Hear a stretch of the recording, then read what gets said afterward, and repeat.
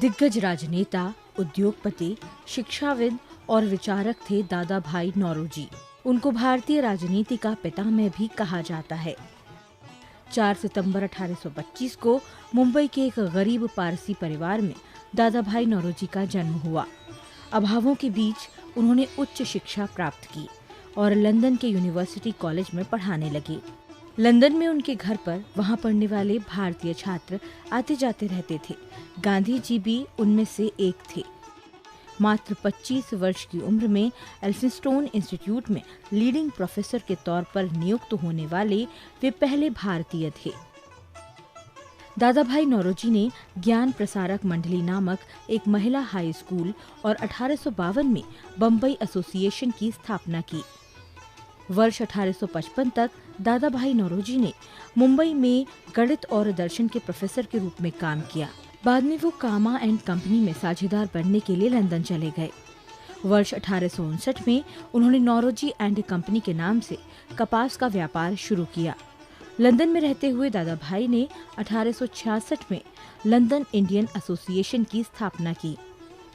दादा भाई नौरोजी ने भारत में कांग्रेस की राजनीति का आधार तैयार किया था।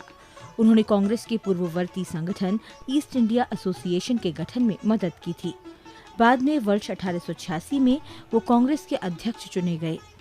उस वक्त उन्होंने कांग्रेस की दिशा तय करने में अहम भूमिका निभाई। वे गोपाल कृष्ण गोखले और महात्मा गांधी के सलाहकार भी थे। वर्ष 1892 में हुए ब्रिटेन के आम चुनावों में लिबरल पार्टी के टिकट पर दादा भाई नौरोजी ने चुनाव लड़ा और जीतकर भारतीय मूल के पहले ब्रिटिश सांसद बने। उनकी महान कृति poverty and un British rule in India राष्ट्रीय आंदोलन की बाइबल कही जाती है। उन्होंने शिक्षा के विकास, सामाजिक उत्थान और परोपकार के लिए बहुत सी संस्थाओं को प्रोत्साहित करने में योगदान दिया। वे प्रसिद्ध साप्ताहिक राष्ट्र गोफ्तर के संपादक भी रहे। दादा भाई नौरोजी सामाजिक कार्यों में भी रुचि लेते थे। उनका कहना था कि हम समाज की सहायता से आगे बढ़ते हैं, इसलिए हमें भी पूरे मन से समाज की सेवा करनी चाहिए। 30 जून 1917 को 92 वर्ष की उम्र में दादा भाई नौरोजी का निधन हुआ।